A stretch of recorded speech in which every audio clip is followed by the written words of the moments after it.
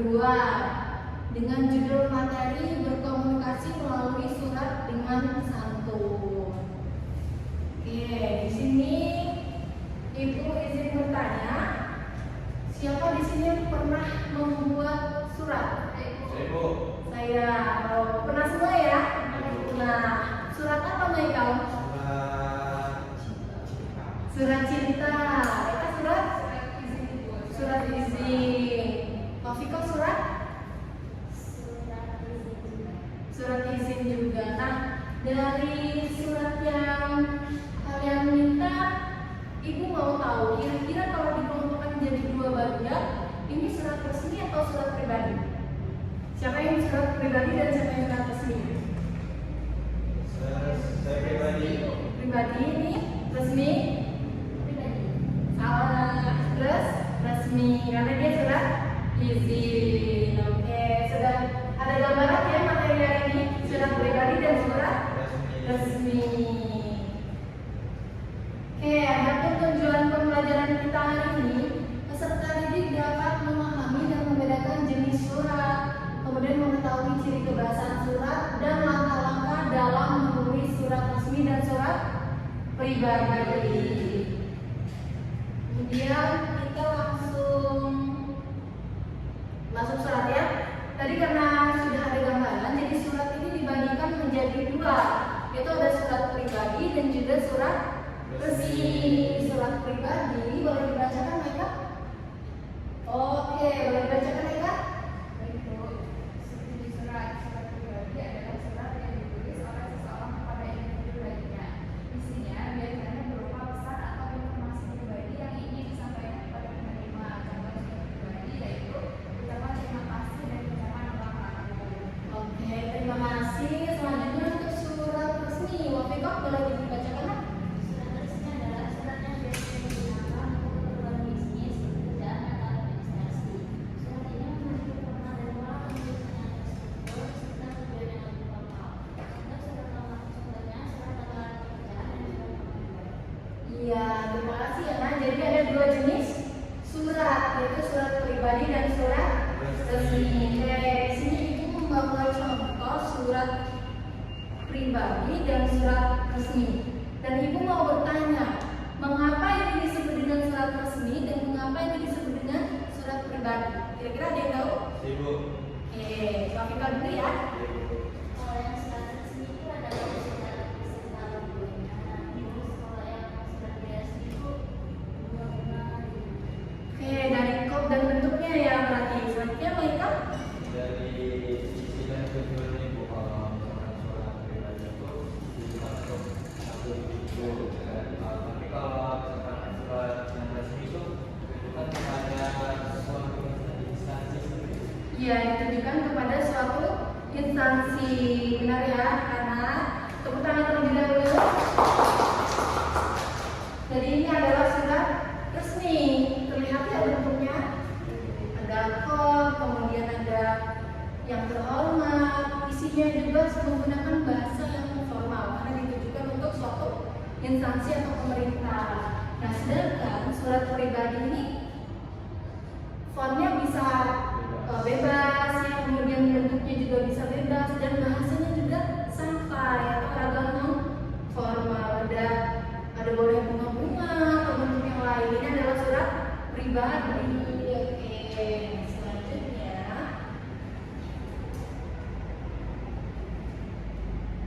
nah, berkomunikasi melalui surat dengan santun ini ada beberapa caranya, atau kita harus mengenal dengan beberapa ragam kebahasaan. Yang pertama yaitu harus penggunaan kata sapaan. Jadi kata sapaan ini untuk menyapa surat dengan baik dan sopan. Ada yang bisa tahu contoh kata sapaan? Boleh? Wafiko? Bapak Ibu yang terhormat dengan hormat itu adalah sapaan ya.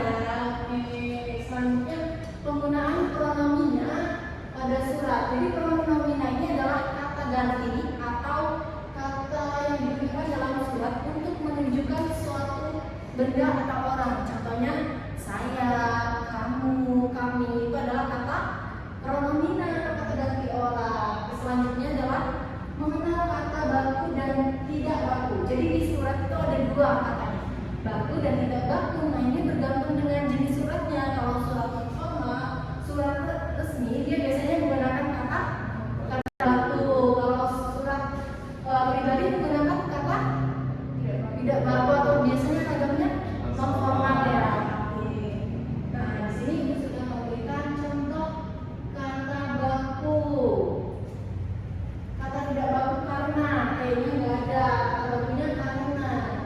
Kemudian kata tidak bakunya bisa lah, kemudian kata bakunya bisa. Ada bilo, jika, menerima dan menerima atau ngomong dan bicara. Nah biasanya kata tidak baku ini digunakan di dalam ragam surat pribadi. Nah, sedangkan kata baku ini digunakan di dalam ragam surat resmi karena ditujukan untuk suatu instansi atau pemerintah. Nah, untuk memasuki materi selanjutnya, Ibu izin bertanya, adakah di sini yang tahu bagaimana langkah menulis surat pribadi? Ayo, ada yang tahu? Oke Bu, Boleh Michael? jadi dalam menulis surat pribadi itu kita bisa menulis tanggal ataupun video. Jadi menulis surat pribadi ini kan isinya tuh bebas ya Bu. Iya. Ada urutan-urutan. Jadi bisa nama di awal, bisa nama di akhir, bisa diberi tanggal, bisa diberi. Oke, betul sekali. Tepuk tangan anak-anak. Ya, tadi adalah langkah menulis surat pribadi dan di sini juga sudah ada materinya ya. Kita baca baik-baik. Oke. Yang pertama langkah menulis surat pribadi. Benar ya kata Michael? Ini ada sapaan, penggunaan sapaan yang sesuai dengan hubungan antara pengirim dan penerima surat. Kemudian menuliskan pesan atau informasi dengan jelas dan teratur. Yang ketiga, menggunakan bahasa yang santai namun tetap sopan. Kemudian yang keempat, menggunakan kata-kata yang dianggap intim atau personal. Berarti kata-katanya ini bisa kata-kata pribadi antara kita dengan orang yang sekali ya, apa yang dibilang Michael, langkah-langkah menulis surat pribadi. Jadi menggunakan sapaan yang sesuai dengan hubungan antara pengirim dan penerima surat. Tadi sapaannya kalau hai bestie gitu atau halo best, gimana kabarnya, itu adalah kata sapaan karena dia surat pribadi ya. Yang kedua, menggunakan pesan atau informasi dengan jelas dan teratur. Kemudian yang ketiga, menggunakan bahasa yang santai tetapi tetap sopan. Kemudian yang kelima, tidak lupa untuk menulis dalam penutup seperti sampai jumpa atau best regards. Selanjutnya yaitu menandatangani surat dengan nama pengirim ya. Ada tanda tangannya ya dan nama pengirimnya. Sudah terlihat dengan jelas sekali berbeda.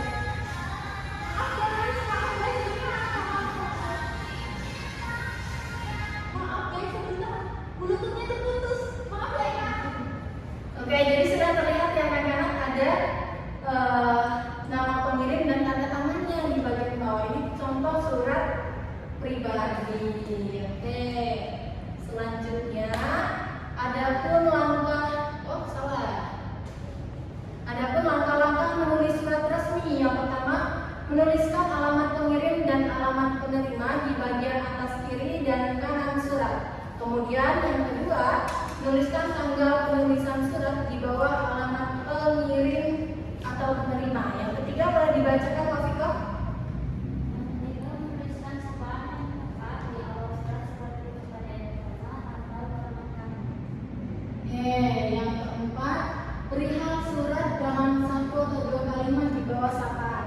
Ada satu atau dua kalimat di bawah sapaan. Kemudian yang kelima, menuliskan isi surat secara terstruktur dan jelas. Jadi harus jelas. Kemudian yang keenam, mengakhiri surat dengan penutup yang sopan atau terima kasih ya. Sudah ada ya di sini. Saya ucapkan terima kasih. Kemudian ada sapaan yang terhormat Bapak atau Ibu dosen. Kemudian terstruktur, maksudnya apa, intinya apa, dan penutupnya apa. Sudah ada ya. Bisa kita beda pribadi dan mencantumkan tanda tangan resmi atau cap perusahaan jika diperlukan. Ini tanda tangan resmi ya, tanda tangan bapak ibu yang diperlukan dalam proses ini. Oke, karena materinya sudah selesai, adakah pertanyaan terkait materi minggu ini? Adakah yang mau bertanya? Boleh bertanya dalam bentuk apa saja. Baik, Eka dulu ya, Pak Pika. Di surat pribadi itu apakah harus diberi tanda tangan? Itu mencontohkan ada tanda tangan. Nah, untuk surat pribadi umumnya itu ada tanda tangan kita, tetapi jika tidak mau penutupnya hanya sampai jumpa, kemudian tidak ada tanda tangan, itu tidak apa-apa. Oke. Ini kan kemarin itu teman saya dari surat ibu pertanyaan di luar negeri.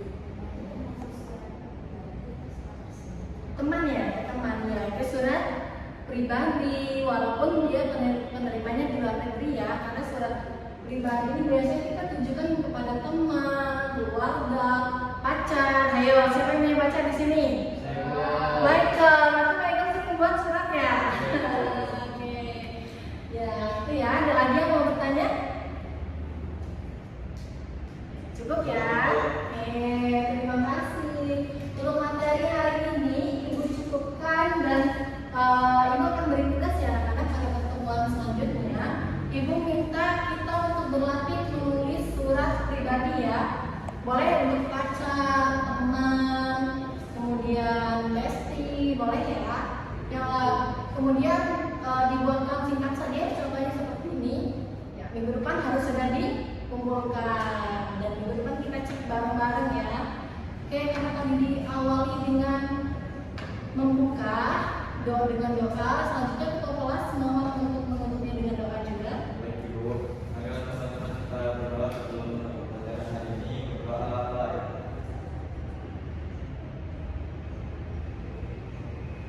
Berdoa selesai.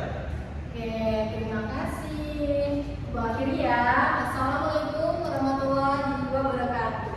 Waalaikumsalam warahmatullahi wabarakatuh. Terima kasih Ibu.